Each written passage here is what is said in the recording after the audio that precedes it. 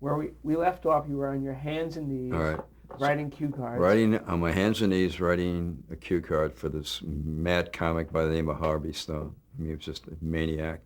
And then I had to go out and hold it for him. I mean, I mean, talk about pressure. I mean, this is where you learn how to pressure. When you're doing cue cards for these comics, these madmen, an live 8 to 9 show. I mean, it's like producing. I mean, you got to know when to flip them. You got to know when where the cues are. You got to try to get a beat. And it was a real good education for me to like the intensity of because when I used to do these talk shows, it was just like a joke. We taping. I mean, everyone was the pressure. The pressure was 8 to 9 every Sunday for 13 years. Now, were the cue cards just for the guests, or did you work with Sullivan and his cue cards? Sullivan for sketches. He's the most insecure man, other than the element of reading an intro. He rehearsed it over and over and over again, and you had to really be with him. I mean, you turn your head this way, he'd come over and just jab you and go, "God damn it, look at me, Don't ever do that." And I go, "Okay, I mean, it's like it was an education. I'm telling you, I was like, wow, this business is really, really tough, and the intensity it was always intense. You just couldn't make mistakes. You really couldn't. Now, you talked about the live element, but the dress rehearsal kind of predetermined the way the cue cards were being done, right? Because things. Yeah, well, it kind of like you knew Buddy Holly was going to do a song for 3 minutes. Okay, you knew that was going to happen, and 9 times out of 10, you didn't have to do cue cards for the number one guy had the number one record in the United States. And and then you had your comedy act. I mean, you had your jugglers, and you had the other, people doing a scene. Henry Fonda from Abraham Lincoln in Illinois.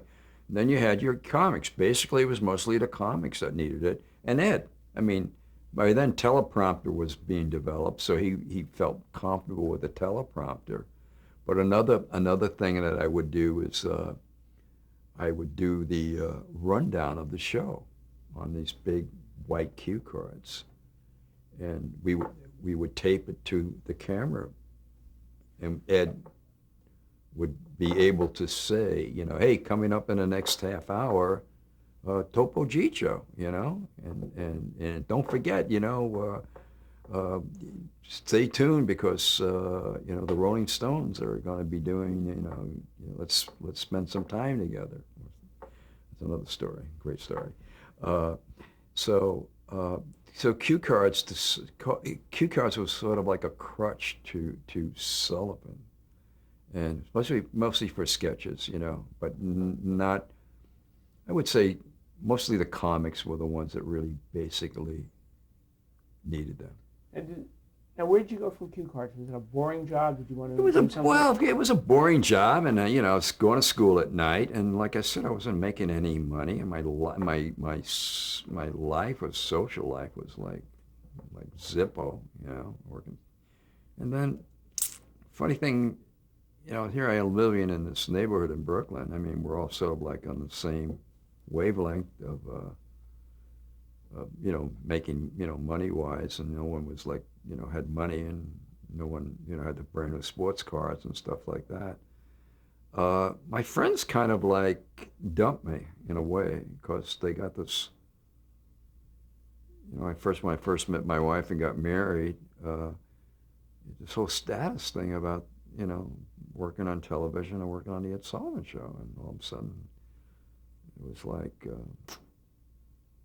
I don't know. It was like a whole new way of life, which I don't think I changed personality wise. I mean, I was a cue card boy. I was a, gopher. I still would, have to run to the stage there and get sandwiches. And when did that change? Well, when I think around 58, 59, I met my wife, and I got a promotion to the CBS film department. And what it consisted of was that CBS Films at that time was syndicated a lot of their shows. And if you ask me what the shows were, I could not even remember. I'll tell you right now. It's like really, and they used to have vaults where they store these cans, and the salesman would say, "Hey, WPIX in New York just bought Range Rover, or Range Rider, or whatever," and they want episode 93, and I would have to go to the vault and find 93, or if the print was, I had to take it to a technician, and the technician would run it down and make sure it wasn't badly scratched and stuff like that. And if it was, then I would have to like order another print and call Duart Processing, and it was just like it was like another step up. It was a little bit more money. How long did you do that? I did it like for like a year or two. I think in '58, around '58 and '59, and then Bob Precht at Son-in-Law took the show over in '60. He took it over from, tell us Marla about Lewis. Marla Lewis, we still don't, I don't know the true story. I met him, I worked with Marla in '79. He had a book out. In fact, I have it here. Uh, when I was producing the Mike Douglas show. And the true story, I think, is that Marlowe kind of left, because Bob Precht was about ready to take the show over, and I mean, and the show wasn't really, kind of like hit an impasse in '59. It was kind of like that. The show was kind of really thrown together on a Sunday, the rehearsals, and Ed would come in and do the rundown, and Bob had done some specials. I mean, some special Ed Sullivan shows, and really did a really great job.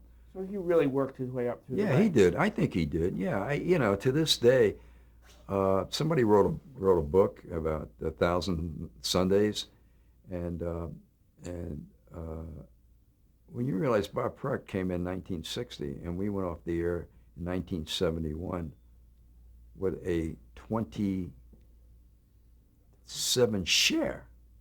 We had 27 share of an audience. That what year are we in? 2003. People would kill for that.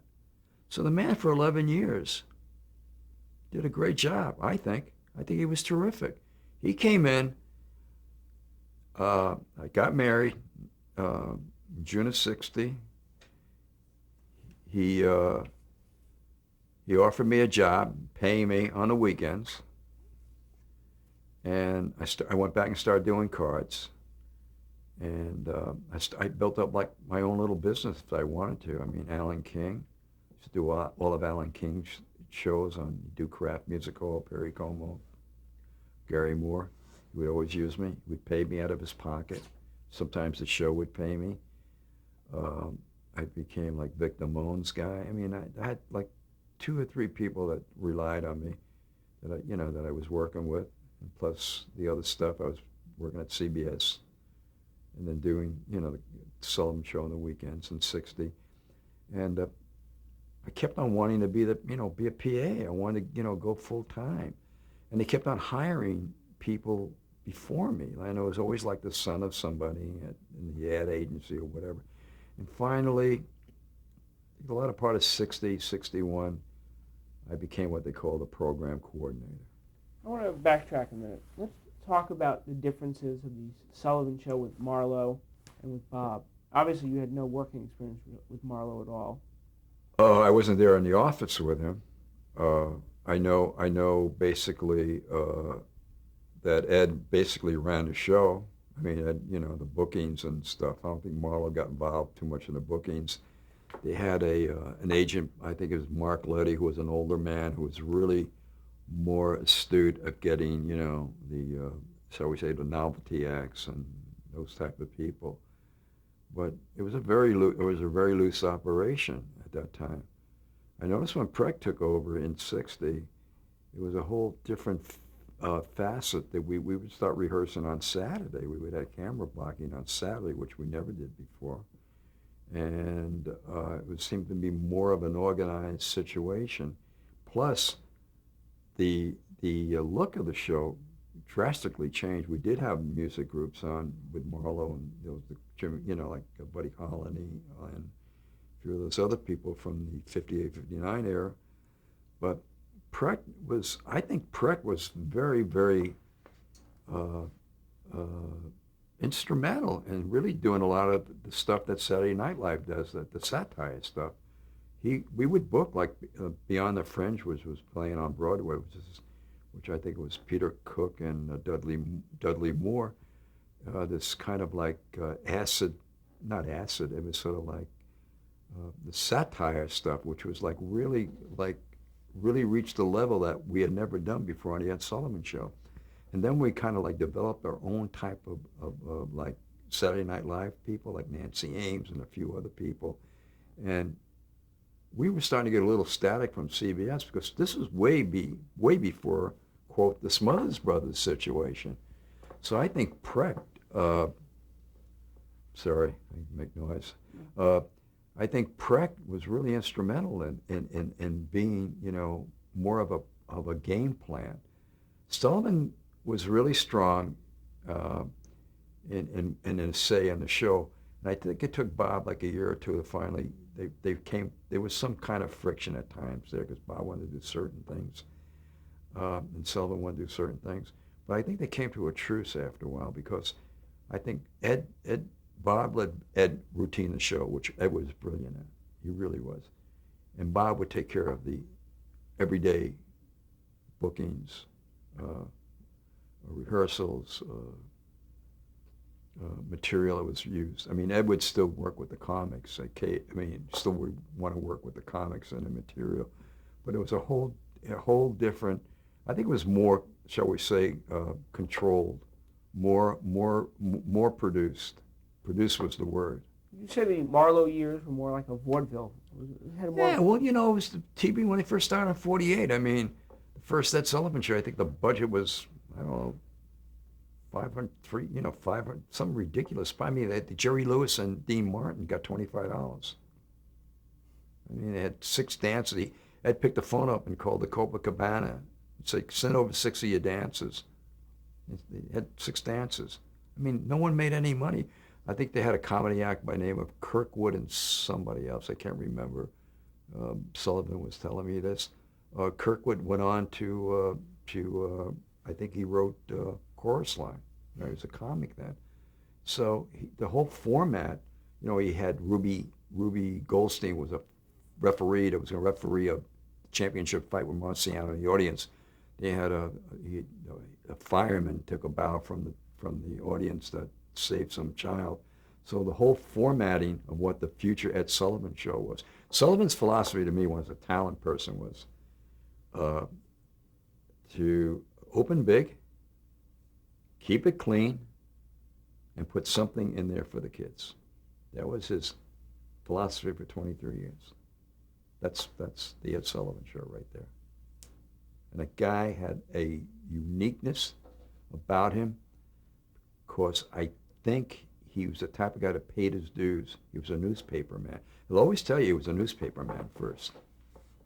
He always had his pulse on what was happening and what people wanted. Let's talk about Ed, and we'll talk about he in the bookings. Would he be the kind of person who would read the paper, say, I heard about this act or this, I saw this person? He would. He told me. We'll get to the story of how I became the full-time talent person, because it really was a what you want to call like a culture shock, or like being thrown into the ocean, not knowing how to swim. Oh God, go back. I'm sorry. What was the question? We're talking about Ed being the newsman and suggesting talent. And he always told me that don't ever listen to the chauffeur. Always listen to the taxi cab driver. Because a lot of times people would tell him about certain things, and he would follow up on it. I think somebody told him about one of the acts. I think it was Dick Van Dyke. Some somebody had seen Dick Van Dyke somewhere, and we followed through on, you know, I don't know if he was on Broadway then, but it was like this comic. Sullivan's daughter was the one that told him about Jerry Lewis and Dean Martin before they were even happening, when she was going to college out here at UCLA. Told Ed about it. But Ed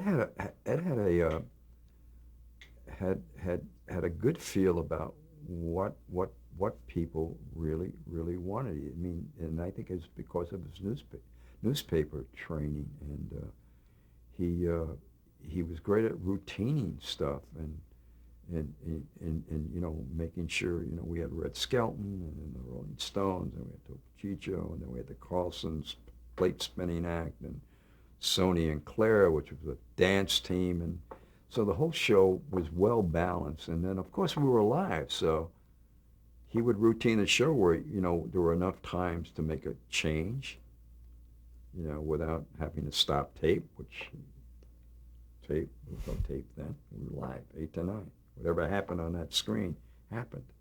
So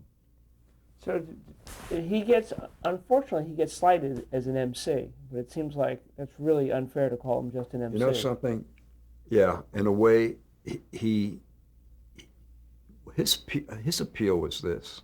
He didn't want to be a slick guy, and he could never be a slick guy. He wanted to be like the average guy, because he told me one time, the reason people like him and watch him is because he's like the average guy. He'll make mistakes on the air. I mean, I'll give you some examples. It was like one night where he says, now starving on Broadway and Sherry, Dolores Gray. Well, she gets up and everyone's hysterical. Starving, not starring, starving. And she gets up, and now he even tops that off. He goes, well, I can see you're not starving. Now, everyone was hysterical. He started laughing. He goes, oh my God, I'm going to hear this from Sylvia, his wife. So he really made fun of himself, because the following week we played the tape back. He would do things like,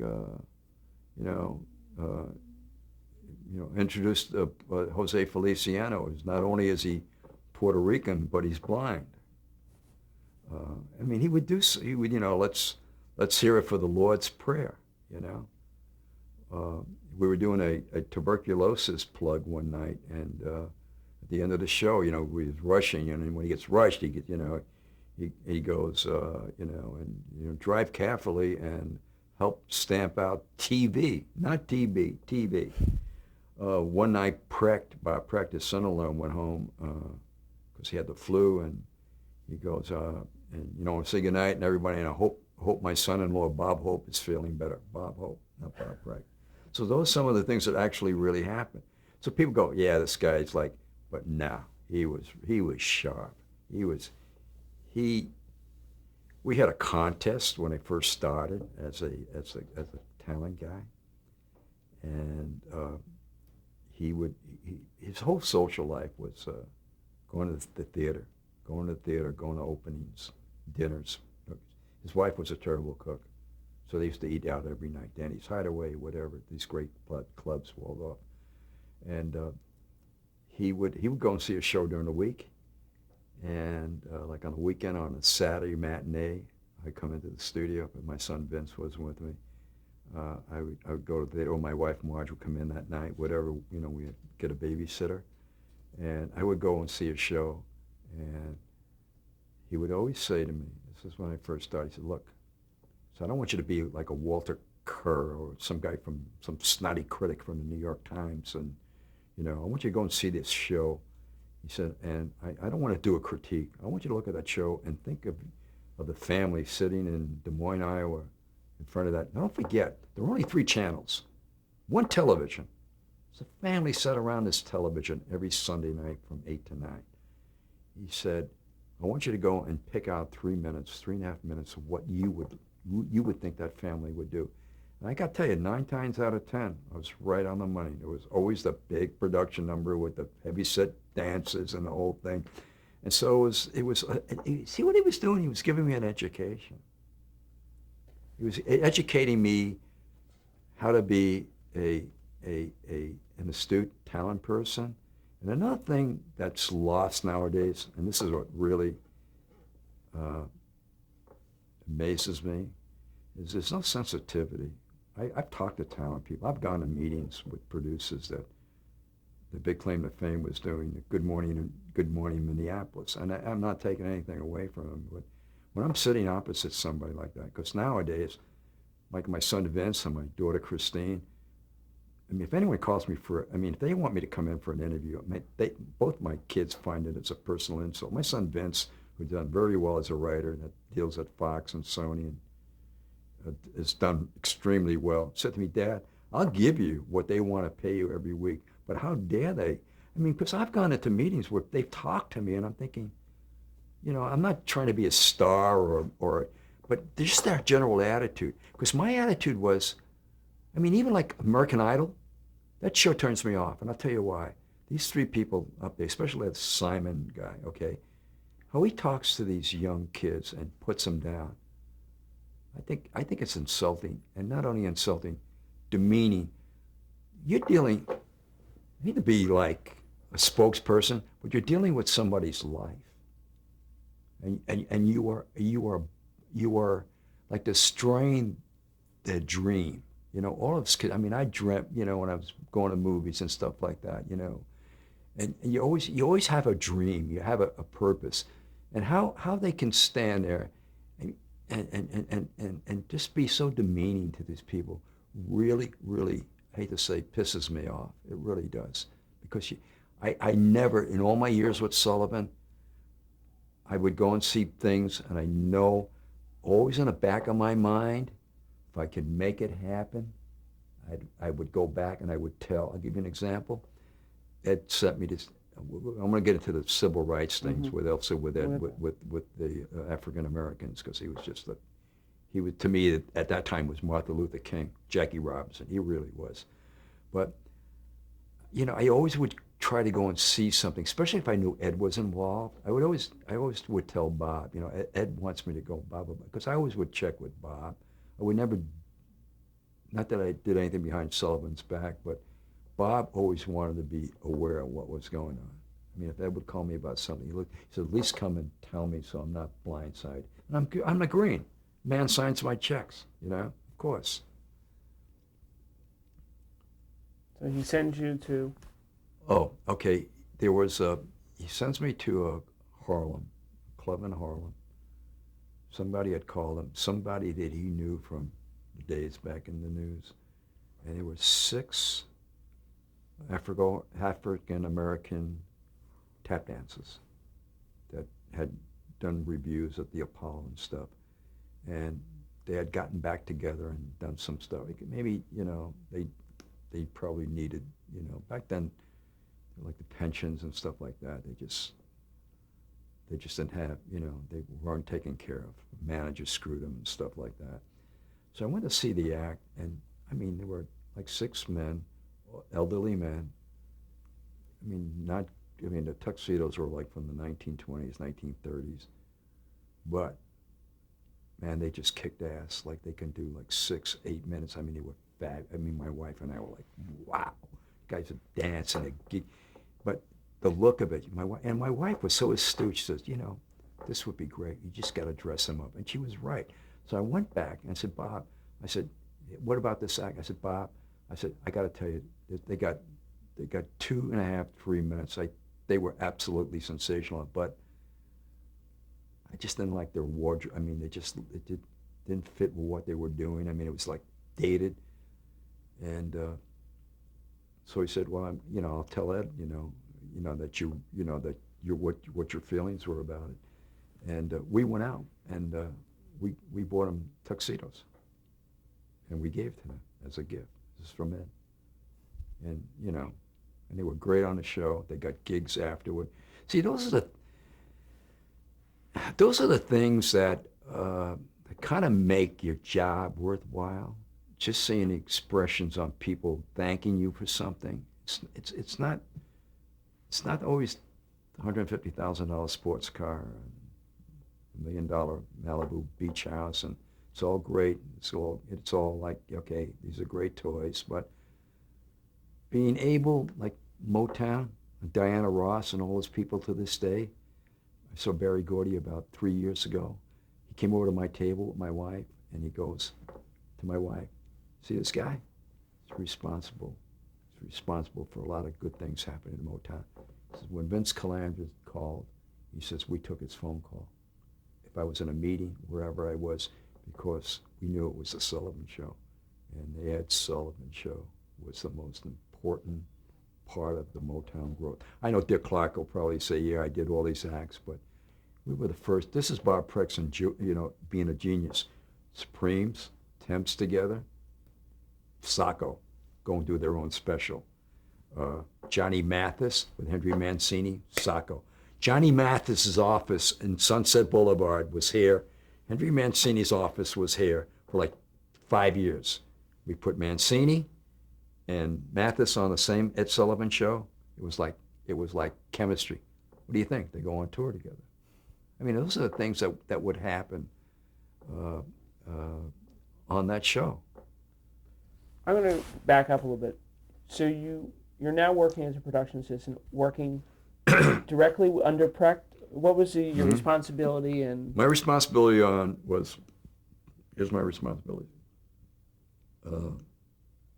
Clearing the music. If we had like a Freddie and the Dreamers come in, I mean, what are those, like one of those, Freddie and Dreamers, English groups?